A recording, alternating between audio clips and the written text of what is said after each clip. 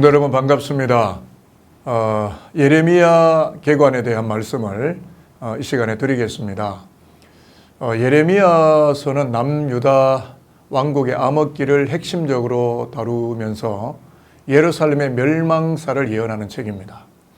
책 제목은 예레미야 선지자의 이름에서 왔고, 예레미야 이름의 뜻은 여호와께서 던지시다라는 뜻이 되겠습니다. 그래서 하나님께서 예레미야를 비운의 유다 역사 속으로 던지셔서 유다 백성을 깨우치고 하나님께로 돌아오도록 하시려고 기록한 예언서라 하겠습니다. 히브리어 성경에서는 이름미야후라고 했고요. 영어 성경은 제레마이어, 한문 성경은 예레미셔라고 했고, 우리가 아는 한글 성경은 예레미야 이렇게 있습니다. 예레미야서의 저자는 그야말로 인간 예레미야죠. 예레미야는 제사장 hil기야의 아들이고 20대 젊은 나이에 아나돗이라고 하는 도시에서 하나님의 부름을 받습니다. 부름을 받게 되는 이유는 40년 동안 유다 백성들을 향하여 불현듯 닥쳐올 멸망을 예언해야 될 소명이 주어졌기 때문에 그렇습니다.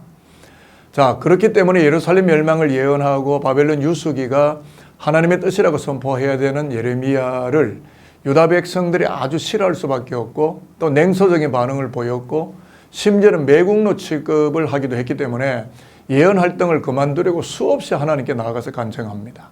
그러나 번번이 거절당합니다. 그것을 보여주는 구절이 예레미야 21장 9절인데요.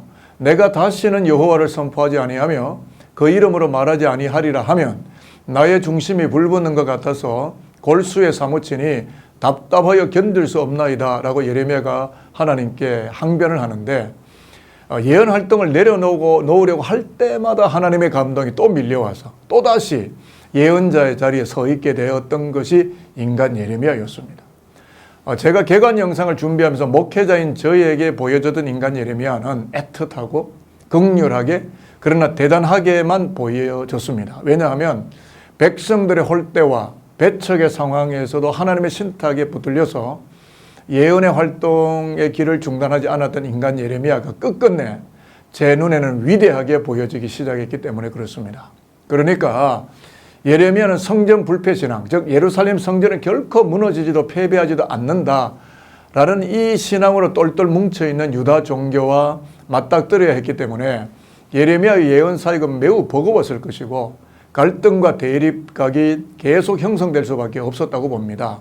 쉽게 말씀드리면 예루살렘에는 성전이 있기 때문에 하나님이 예루살렘을 멸망시키지 않을 것이라고 믿었기 때문에 예루살렘 멸망과 바벨론 유수를 외치는 인간 예레미야의 외침이라고 하는 것은 백성들의 공분을 사기에 충분했다고 봅니다.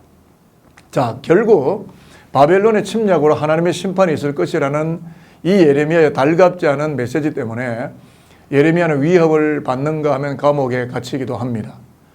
결국 예레미야는 예루살렘 멸망 후에 애굽으로 끌려가고 그곳에서 죽음을 맞이하고야 말았던 것이죠.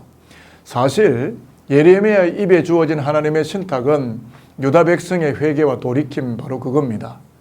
언약에 불순종한 삶을 회개하고 돌아와서 진노와 심판을 피하라고 외쳤지만 극단적 성전 불패 신앙, 유대 국수주의, 또 수구주의 신앙 때문에 예레미야는 환영을 받지 못합니다. 게다가 예레미야는 벳디 교훈이나 오지병 교훈 등등 각종 이적을 나타내면서 하나님의 뜻에 순종하는 것만이 이 어마어마한 재난을 피하는 유일한 길임을 깨우치려고 했지만 백성들은 요지부동이었고 잘못 인식된 유대주의 수구신앙 때문에 멸망의 초일기가 가속화될 수밖에 없었던 겁니다. 그렇기 때문에 인간 예레미야를 하나님 편에서 바라볼 때는 참으로 경건하고 아름다운 예언의 도구라고 하겠지만, 인간적으로 놓고 본다면 유다를 깨우치기 위해서 아내도 자식도 가질 수가 없고 결혼마저도 허락되지 않았던 비운의 선지자였다는 점에서 과연 하나님께서 유다 속으로 던지셨던 선지자였구나 하는 안타까운 생각을 저는 가질 수밖에 없었습니다. 유태인 예레미야, 그는 스바냐, 하박국, 다니엘, 에스겔과 동시대인이었고 BC 약 627년에서부터 580년에 걸쳐서 3단계로 사역을 했는데, 첫 번째는 BC 627에서 605년까지 유다가 아수르와 애굽에게 위협을 당할 때 예언 활동을 했고, 또 두 번째는 BC 605년에서 586년까지 유다가 바벨론에게 위협을 당하고 포위되었을 때 사역을 했고, 세 번째는 BC 586년에서 580년까지 유다가 몰락한 이후에 예루살렘 그리고 애굽에서 사역을 했습니다. 그야말로 인간 예레미야, 그는 예언자이기는 했지만 파란만장한 세월과 풍진을 겪으면서 언약의 백성을 하나님 품으로 되돌리려고 역사 속에 파견되어졌던 하늘나라의 친권대사였다는 생각을 할 수밖에 없습니다. 자, 그러면 예레미야서의 기록 시기와 기록 장소를 알아보려고 하는데, 예레미야는 유다 역사상 최악의 암흑기에 활동을 했습니다. 우리가 알고 있는 종교개혁을 단행했던 요시야 왕의 죽음 이후에 유다는 극도로 부패합니다. 그래서 하나님의 심판을 면할 길이 없었던 거죠. 그 당시의 국제 정세를 들여다보면 아수르는 쇠약해집니다. 국가 내분으로 쇠퇴일로에 들어가고 그 틈을 타서 신흥 바벨론이 일어나고 있었습니다. 그래서 바벨론은 아수르의 수도 니느웨를 함락하고 더 나아가서 갈그미스 전투에서 애국까지 제압을 하면서 근동세계 절대 강자로 부상합니다. 그래서 결국 이 바벨론은 예루살렘을 쳐들어오고 예루살렘을 함락시키고야 마는 거죠. 그렇기 때문에 예레미야서가 언제 기록되었느냐 하면 이와 같은 근동세계의 대혼란기라고 할 수 있는 BC 627에서 586년경으로 충분히 추정할 수가 있습니다. 자, 그리고 기록 장소는 물론 유다 예루살렘이죠. 왜냐하면 예레미야의 주 활동 무대가 유다의 수도였던 예루살렘이기 때문에 그렇습니다. 그리고 예언을 들어야 하는 주 대상들은 예루살렘에 타락한 백성들과 예루살렘 성읍을 지키고 있는 패역한 지도자들이었기 때문에 예레미야서는 예레미야가 주 무대로 활동하고 있었던 예루살렘에서 이 책을 기록하게 되었다는 것은 전혀 의심의 여지가 없다고 보겠습니다. 또 하나 흥미로운 것은 예레미야서의 또 다른 이름을 제가 말씀드리려고 하는데요. 예레미야서의 또 다른 이름은 뭐냐면 내키지 않는 소명과 그리고 직무수행 설명서를 저는 예레미야서라고 말하고 싶습니다. 20세 초반 예레미야는 하나님의 소명을 받습니다. 이때가 BC 626년경인데 요시야 왕이 통치한 지 13년째가 되는 해입니다. 예레미야가 맡은 직무는 뭐냐 하면, 예레미야야, 너를 여러 나라와 여러 왕국 위에 세워서 그것들을 뽑고 파괴하며 넘어뜨리며 건설하고 심게 하겠다는 하나님의 신탁과 뜻을 나타내는 것이었습니다. 유다 백성들이 하나님을 저버렸기 때문에 예레미야를 통해서 선포되는 하나님의 메시지는 전혀 너그럽지도 긍정적이도 않았던 것입니다. 잘 아는 것처럼 인류 기업들이 현상 유지를 타파하고 구조조정을 하려면 외부 컨설턴트를 고용하기도 하고 아웃소싱도 하고 벤치마킹도 하는 것처럼 유다 왕국을 구조조정하고 갱신하기 위해서 예레미야를 부르신 거죠. 자, 그렇기 때문에 예레미야의 메시지와 말씀의 선포가 매우 예리하고 엄정하다는 것을 예레미야서를 읽으면 우리는 단박에 알아차릴 수가 있습니다. 그래서 예레미야에게 맡겨진 임무는 뭐냐 하면, 유다 백성들이 형식적이고 습관적인 예배에 빠져서 여호와 신앙을 우상 숭배로 전락시켜 놓고 부도덕한 윤리적 관행으로 신앙과 삶이 굳어져 가는 것을 경고함과 동시에 그들의 어긋난 신앙과 삶을 엄중하게 척결하려는 것입니다. 그렇기 때문에 칭찬해주면 다들 좋아하겠지만 책망과 바르게 함과 의로 교육하려는 하나님의 뜻을 서슴없이 외치고 있는 예레미야의 예언 활동이라는 것은 결코 꽃길을 걷는 것이 아니고 40년 동안 끊임없이 조롱을 당하고 비웃음거리가 되었었던 것이고, 심지어는 목숨을 빼앗으려는 음모에 휩싸이기까지 했고, 그때마다 예레미야는 간신히 벗어났다는 기록들이 예레미야서 도처에 기록되어져 있습니다. 그렇습니다. 예레미야는 말이죠, 선지자로 지원하지도 않았고 하나님의 대변인이 되려는 소명을 받아들였다는 기록조차 어디에도 찾아볼 수가 없어요. 그렇기 때문에 예레미야서의 또 다른 이름은 내키지 않는 소명 그리고 직무수행 설명서라고 할 수가 있겠습니다. 그런데 예레미야의 이러한 상황들이 이사야와는 아주 대조적이에요. 이사야는 하나님의 거룩하심과 광대하심을 예루살렘 성전에서 비전으로 보지 않습니까? 그때 하나님이 내가 누구를 보내면 누가 우리를 위하여 갈 거라고 물어오실 때 이사야가 말하지 않습니까? 내가 여기 있나이다 나를 보내소서라고 대답을 했지만 하나님이 예레미야를 부르시니까 예레미야는 거절하죠. 나는 아니라 말할 줄 알지 못하나이다. 이렇게 자기는 어리석고 미숙하다고 이의 제기를 하고 이의 신청을 했습니다.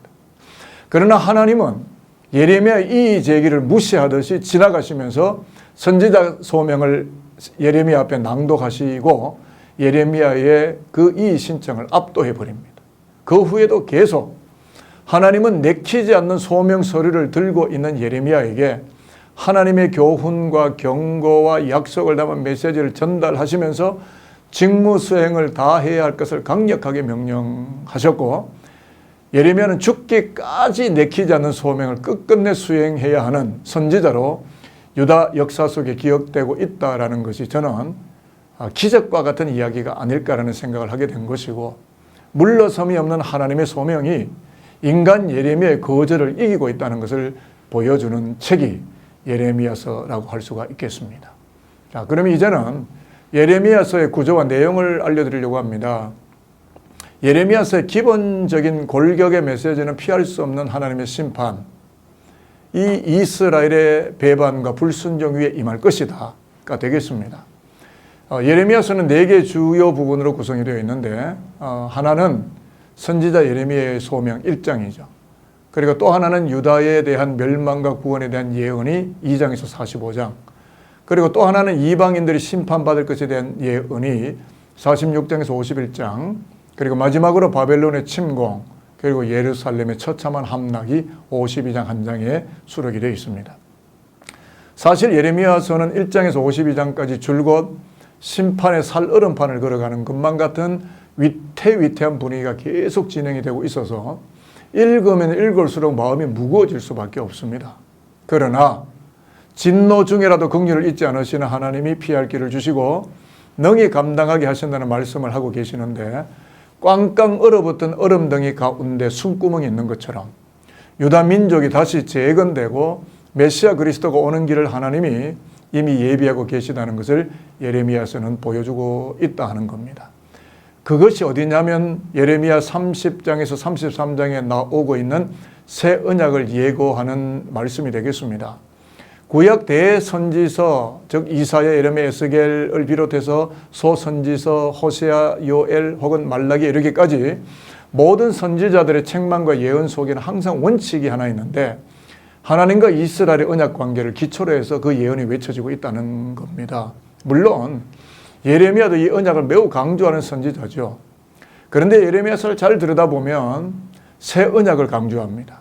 예레미야 31장 31절에 보면 여호와의 말씀이니라 보라 날이 이르리니 내가 이스라엘 집과 유다 집에 새 언약을 맺으리라고 했고 또 31장 33절에 보면 내가 이스라엘 집과 맺은 언약은 이러하니 곧 내가 나의 법을 그들의 속에 두며 그들의 마음에 기록하여 나는 그들의 하나님이 되고 그들은 내 백성이 될 것이라 여호와의 말씀이니라 이렇게 예언하고 있는데 예레미야는 옛 언약을 비난하거나 간과하는 것이 절대 아니고 새 언약의 특수성을 강조하고 있다는 것을 기억해야 합니다. 그것이 뭐냐면 언약이 계속 살아있으려면 내면화, 영어로 internalized라고 하는데 내면화되어야 한다는 거죠. 안으로 들어와야 된다는 겁니다. 즉 마음속에 새겨져야 한다는 거죠. 하나님의 백성들의 마음속에 하나님의 법, 곧 새 언약이 새겨지게 될 것이라는 예레미야의 예언인 것이죠. 자, 그래서 역사적 이스라엘이 바벨론에서 다시 돌아오게도 되고 성전 재건 운동도 하고 유대주의를 건설하기도 하였지만 또다시 헬라 제국에 짓밟히고 로마 제국에게로 넘어가 버리기도 했죠. 눈에 보이는 성전, 눈에 보이는 율법, 눈에 보이는 종교 활동을 넘어서서 마음속에서부터 하나님께 순종하고 그분을 예배하는 영성과 새로운 언약의 법을 새겨 넣으신다는 예레미야의 이 새로운 예언은 신약시대 예수 그리스도가 오심으로 성취가 된 것입니다. 저와 여러분이 기억하시겠지만 세례 요한이 유대 들판에서 나는 물로 세례를 베풀거니와 그는 불과 성령으로 세례를 베풀 것이다 라고 외쳤던 것처럼 예수는 새 언약으로 오셨고 십자가에서 피 흘려 대속제물이 되셨고 또 죽으시고 부활하셔서 이제는 교회 안에 성령을 보내심으로 그를 믿는 자들의 마음 속에서부터 하늘의 생수가 흘러넘치게 하심으로 하나님의 말씀과 법도에 순종하는 새 언약의 백성으로 구원을 하시고 하늘의 영존하시는 생명세계를 기업으로 허락해 주시게 되었다는 겁니다. 자, 그렇기 때문에 예레미야가 외쳤던 새 언약은 예수의 십자가와 부활의 복음이었던 거죠. 그러므로 예레미야서를 저와 여러분이 읽어 나가시면서 영적 반역과 그리고 배반으로 얼룩져 버려서 심판받을 수밖에 없는 우리의 마음 저 깊은 곳에 새 언약 예수의 십자가와 부활을 새겨 나가고, 그래서 이제는 눈에 보이는 이 땅의 한시적 가치와 세계관에 사로잡혀 살아가는 멋쩍은 인생이 아니라 하늘의 소명과 부름의 소망을 향하여 열과 성을 다하여 믿음으로 그리고 새 언약을 부여잡고 영광스럽게 길 걸어가시며 하늘의 소망을 완성하시는 산돌교회 교우 여러분들이 다 되시기를 그리스도의 이름으로 축복하겠습니다.